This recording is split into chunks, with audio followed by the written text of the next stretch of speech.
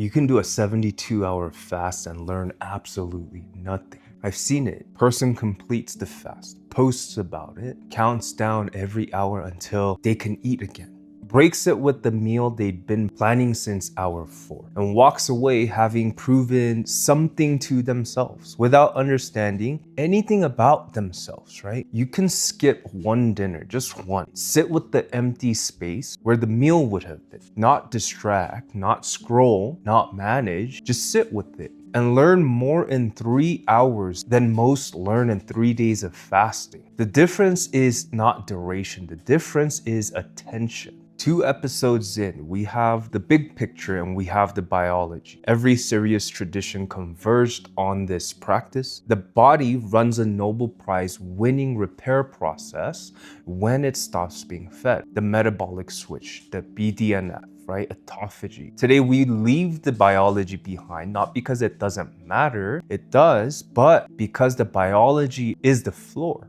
The traditions were after something the biology cannot fully explain. They were after what the hunger reveals, right? Not what fasting produces in the body, what hunger exposes in the person. And that distinction between fasting as a production protocol and fasting as an exposure practice is the difference between someone who uses the tool and someone who merely endures it. Here's what happens when you get hungry and don't feed it, right? The hunger arrives, you feel it, you acknowledge it, and then almost immediately something else arrives. A voice, not dramatic, not loud, but reasonable, actual. It offers you arguments. You've been working hard today, you deserve to eat. This is a good stopping point. Just eat and start fresh tomorrow. Fasting is fine, but this level of hunger isn't healthy. You should listen to your body. One small thing won't ruin it, just something small. Notice what that voice is doing.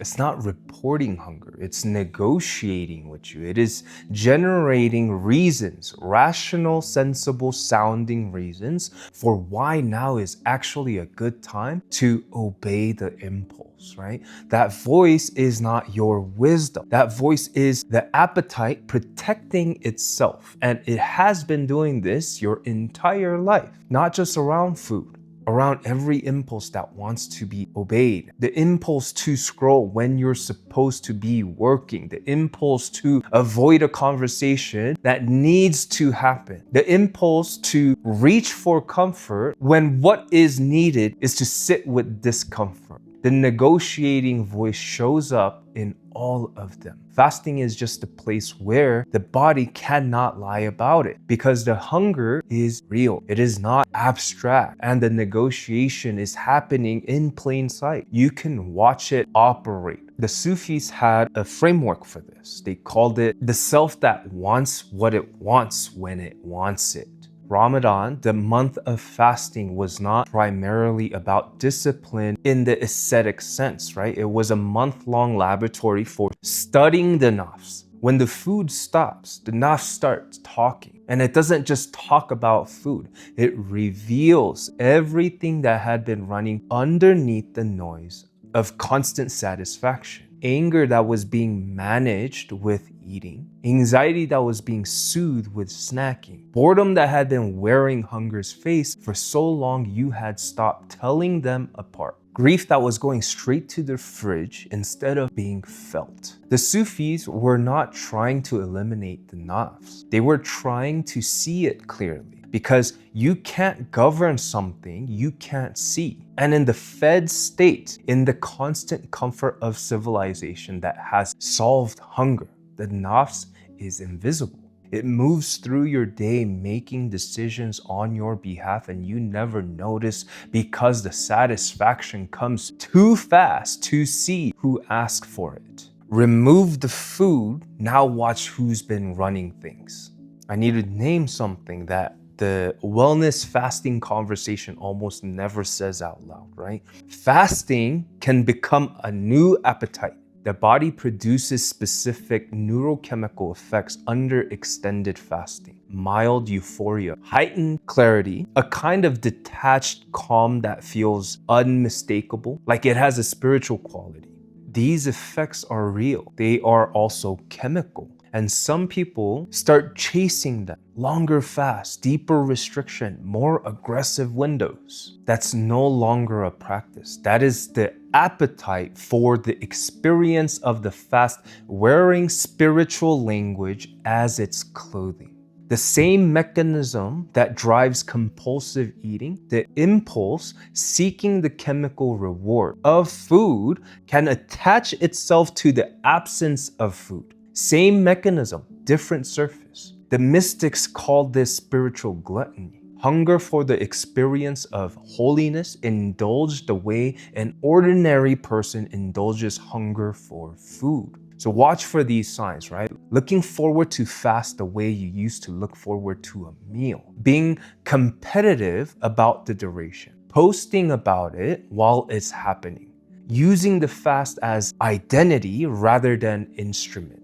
And the seal, the thing fasting is supposed to dissolve, reforms around the practice of fasting itself. The antidote is the same as always. Attention, right? Not to the number of hours, to what you are learning about yourself inside them. The Sufis, the Hindu mystics, the Christian desert fathers, none of them were optimizing for duration. They were optimizing for honesty. Here's what honesty looks like inside a fast. You're at hour 3. Hunger is real. You notice the negotiating voice generating reasons to eat. You don't argue with it. You don't fight it. You don't congratulate yourself for resisting it. You just notice it. You say, there you are. And you let it pass without feeding it. That act, noticing the impulse without obeying it, it's not restraint in a punishing sense. It is recognition. You see the impulse for what it is, an impulse, not a command. And you let it move through without attaching to it. Every time you do that, the impulse loses degree of its authority. Not because you defeated it, because you saw it. Same things lose their grip, right? That is the actual mechanism of fasting as a practice, not caloric deficit, not autophagy. Though that is happening, the gradual withdrawal of unconscious authority from impulses that have been running your body unchallenged. 3 honest hours of that work teach more than 3 days of fasting you spent counting down the clock. Because counting down the clock is just more sophisticated version of waiting to eat. The learning is in the attention, not the duration. So let me be specific about what actually comes up, because it's not random.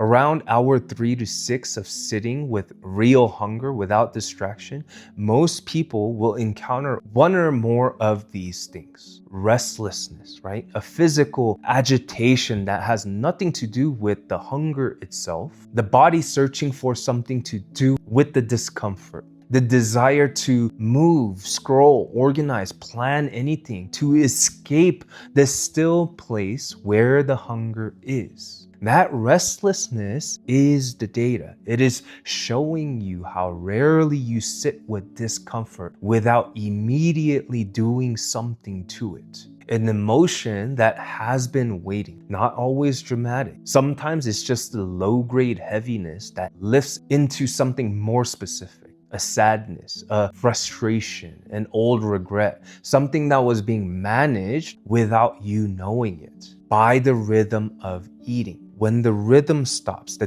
thing the rhythm was managing surfaces. A memory, right? Specific, often from a childhood or from a significant period of your life. A scene at a table, a person, a feeling that lived around food once. The body is a recorder and food is layered into the recording. When you stop feeding the present, the recording starts playing back.